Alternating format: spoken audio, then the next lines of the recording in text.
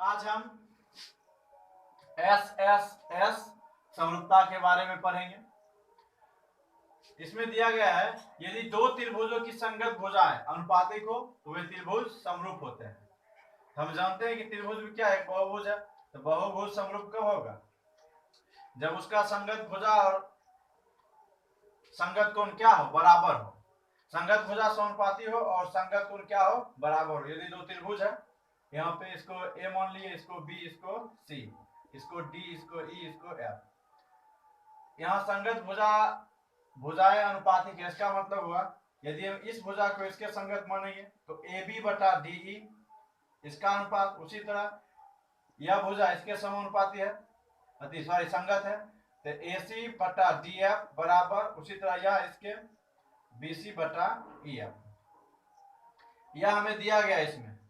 इसमें क्या कह रहा है, यदि दो त्रिभुजों की संगत भुजाएं अनुपातिक हो, तो संगत भुजा क्या है, अनुपातिक हो, तो ये त्रिभुज क्या होते हैं, समरूप होते हैं। यह हमें सिद्ध करना है।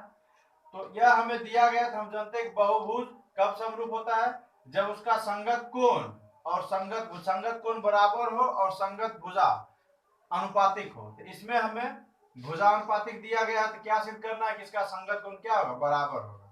यही हमें सिद्ध करना है। उससे पहले हम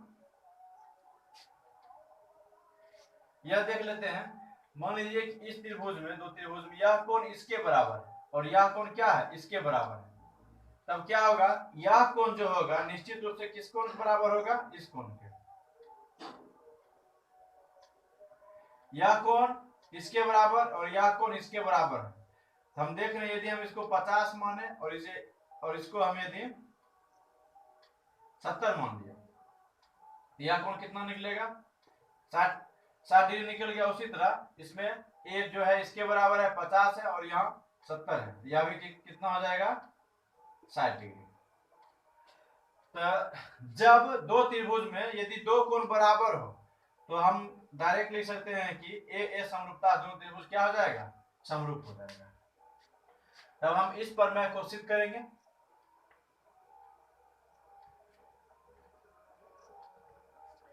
सबसे पहले हम दो फिगर बनाएंगे।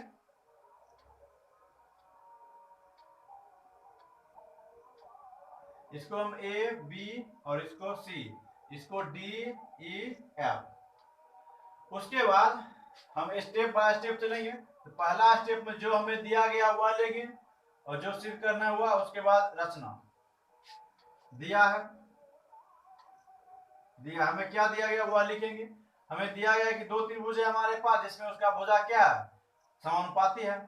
त्रिभुज ए बी सी एवं त्रिभुज डी ई एफ में हमें क्या दिया गया है, ए बी बटा डी ई बराबर ए सी बटा डी एफ बराबर बी सी बटा ई एफ। यह हमें दिया गया है। उसके बाद सिद्ध करना है। जो हमें सिद्ध करना है वह लिखेंगे।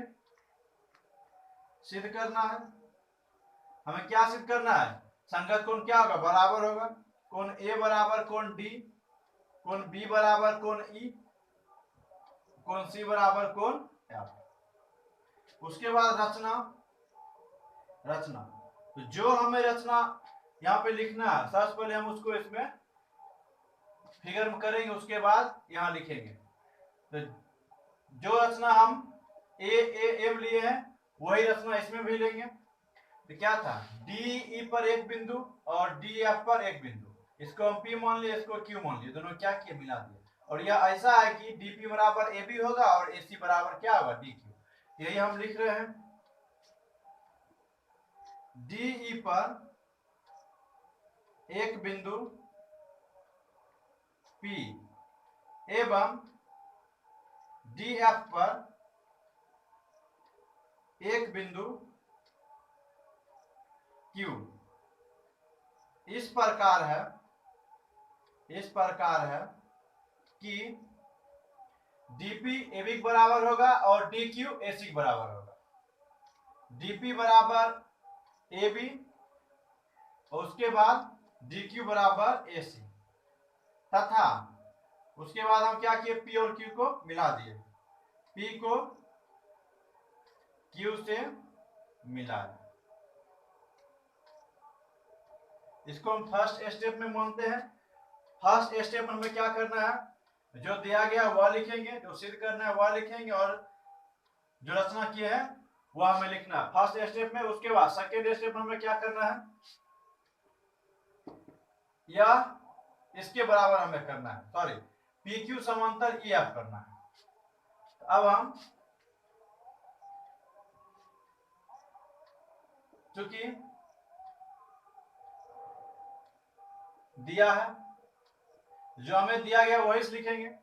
यहां से हम, क्योंकि हमें यह समांतर इसके समांतर यह सिद्ध करना है, तो इस तरफ वाला हम लेते हैं, इस तरफ वाला और इस तरफ वाला जो हमें दिया गया वहां उससे हम ले रहे हैं ए बी बटा डी बराबर ए सी बटा ई एफ, यह हम ले लिए। उसके बाद इसी में हम क्या किए, ए बी का स्थान पे हम AB का स्थान पे DP रख सकते हैं रचना से, उसी तरह हम AC का स्थान पे DQ लिख सकते हैं रचना से। क्या हम AB का स्थान पे DP DE बराबर AC का स्थान पे DQ DF कहां से लिखे हैं, रचना से, रचना से। इस त्रिभुज में DP DE DQ DF इसका अनुपात बराबर है, इसलिए थेल्स प्रमेय के विलोम से, थेल्स प्रमेय के विलोम से क्या होगा, PQ जो होगा EF के समांतर है, इसलिए कोण P बराबर कोण क्या होगा, E,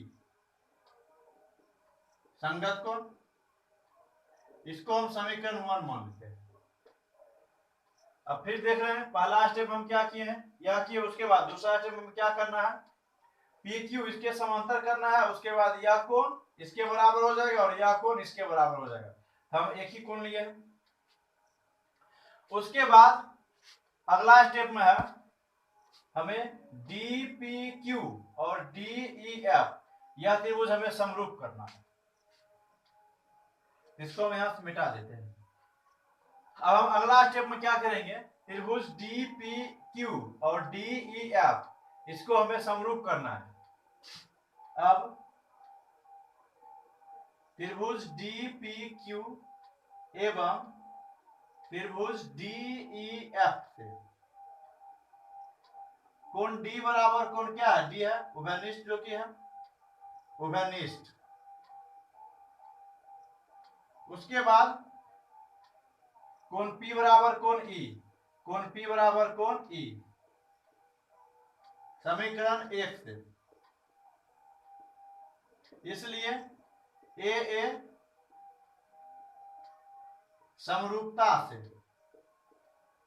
त्रिभुज DPQ समरूप त्रिभुज DEF। जब हम इस त्रिभुज और इस त्रिभुज को समरूप कर देंगे तो उसके बाद हमें क्या करना है, PQ BC के बराबर करना है। इसलिए अब जब यह त्रिभुज DPQ और समरूप क्या हो गया, DEF, इसलिए DP बटा DE हो जाएगा, DQ बटा DEF हो जाएगा और PQ बटा EF हो जाएगा। अब हम क्या करेंगे, इससे जो हमें जो भुजा सिद्ध करना है वह जिसमें है वह ले लेते हैं यहाँ पे PQ बटा EF, क्योंकि हमें यह इसके बराबर सिद्ध करना है। यहाँ से हम ये इसमें है, यहाँ ये ले लिए। उसके बाद दोनों में से हम कोई भी एक ले लेते हैं, यहाँ पे हम दोनों में से कोई भी एक ले लेंगे, DP बटा DE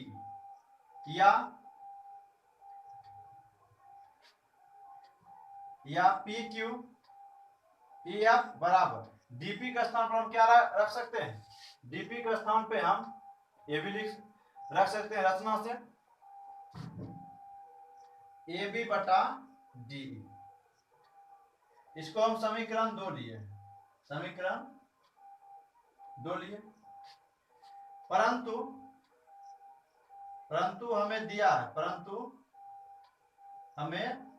है, हमें क्या दिया गया है, यहां पर हम देख रहे हैं PQ बटा EF इसके बराबर था, तो इसमें हम क्या किए हैं, DP के स्थान पे AB रखे, यह हो गया। और हमें दिया क्या गया है, AB बटा DE ए बी बटा डी किसके बराबर है, BC बटा EF के बराबर है। इसलिए हम इसको लिख सकते हैं PQ जो है PQ बटा EF जो होगा वह किसके बराबर हो जाएगा, BC बटा EF। हम यहाँ लिख सकते हैं या PQ बटा EF बराबर क्या आ जाएगा, BC बटा EF, BC बटा EF। इसको हम मिटा देते हैं, इसका जरूरत नहीं पड़ा। यहाँ से ये और ये कट गया, हमें क्या मिल गया, PQ समानता PQ बराबर BC। इसको हम समीकरण 2 मान लेते हैं। फिर देखिए यहाँ पर क्या किए हैं, पहला स्टेप में हमें याद दिया गया था, उसके बाद दूसरा स्टेप में हम क्या किए, ये और इसको समांतर किए। जब समांतर कर दिए तो ये कोण इसके बराबर लिखे संगत कोण से। उसके बाद हम क्या किए, DPQ और DEF इसको समरूप किए। समरूप करने के बाद हम क्या किए हैं, PQ बटा BC के PQ बराबर BC किए हैं। अब हम क्या करेंगे, त्रिभुज DPQ ABC इसके बराबर करेंगे।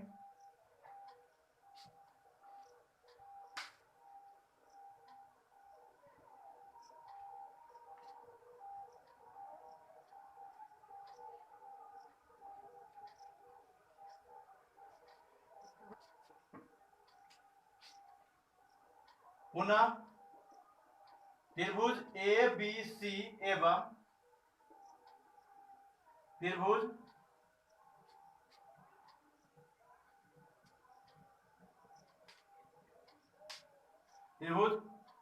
ABC एवं त्रिभुज DPQ से, इसमें हमें क्या दिया गया है, AB बराबर DP है, DP रचना से होगा, AC बराबर DQ रचना से, उसके बाद BC बराबर PQ समीकरण 2 से। ध्यान से हम लिखते हैं रचना से, इसमें भी रचना से, इसमें समीकरण 2 से, समीकरण 2 से। इसलिए यह त्रिभुज जो है त्रिभुज ABC सर्वासम है त्रिभुज DPQ किससे, SSS से। इसलिए CPCT से क्या होगा, यह कोण इसके बराबर, कोण A बराबर कोण D हो जाएगा, कोण B बराबर कोण P हो जाएगा। उसके बाद कोण C बराबर कोण Q हो जाएगा, या कोण A बराबर कोण D हो जाएगा, या कोण B बराबर, हम समीकरण 1 में लिखे हैं कोण B जो है कोण P जो है E के बराबर है और कोण Q जो है F के बराबर, उसमें नहीं लिखे हैं लेकिन आप लिख लीजिएगा। P जो है E के बराबर है और Q जो है F के बराबर है, क्योंकि PQ और EF क्या है, समांतर है। जब समांतर है या संगत कोण है और यह भी क्या है, संगत कोण है। हम यहाँ पे क्या लिख सकते हैं, P के स्थान पे E लिख सकते हैं, P का स्थान पर कोण E, कोण C का स्थान पर क्या लिख सकते हैं, कोण C उसी तरह है, और कोण Q का स्थान पर हम कोण F लिख सकते हैं, कोण F, क्योंकि यहाँ लिख देते हैं PQ जो है किसके समांतर है, EF। और हमें यह क्या, यही हमें साबित करना था, जो कि साबित हो गया।